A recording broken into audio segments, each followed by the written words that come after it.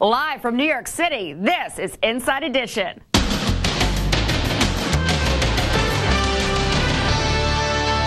These days, when people see police activity, they often whip out their video cameras or their cell phones to record the action. But as Lisa Guerrero reports, some citizen cameramen have found themselves on the other side of the law when an officer says, "Stop taping."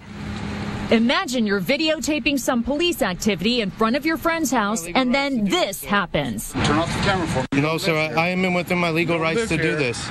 I do live here. You don't live here, I just said I live here. Get over here. Get on the ground. Get on the ground. The man shooting the video, Mitchell Crooks, showed us what happened. And I came over here. At first, I was right here, and I was kind of down like this.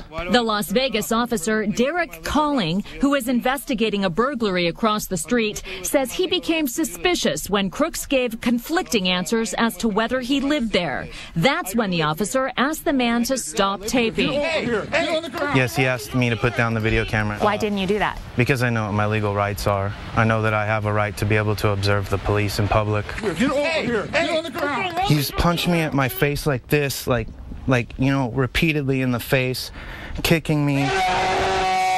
And then I started screaming, "Help, help, help." And at that point, he started punching me even more.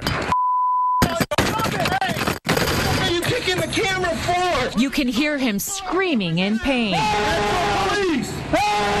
What am I under arrest for? Obstructing a police officer. From his mugshot, you can see Crooks' injuries, a broken nose and some cuts and scrapes on his head. Mitchell Crooks' attorney, David Otto, believes the officer reacted violently simply because he was being videotaped. I think that officer was angry, plain and simple. Enraged is another word. This by no means is an isolated incident.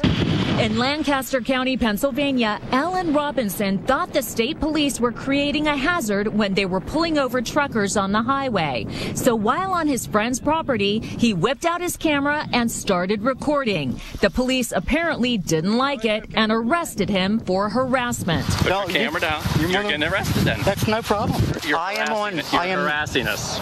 You're private property. Charges were thrown out on appeal. He sued and won monetary damages. And the press isn't immune either. I'm not putting the camera down until you...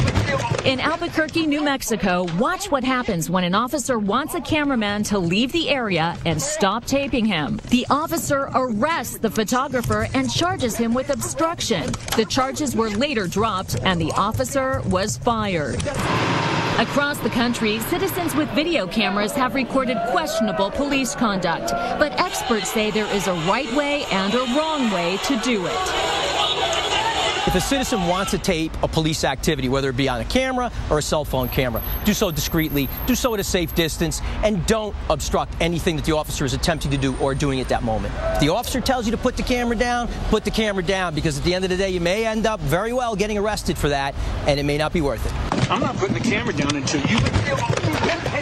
Mitchell Crooks, that man from Las Vegas, was originally charged with obstruction and battery on a police officer, but those charges were all dropped.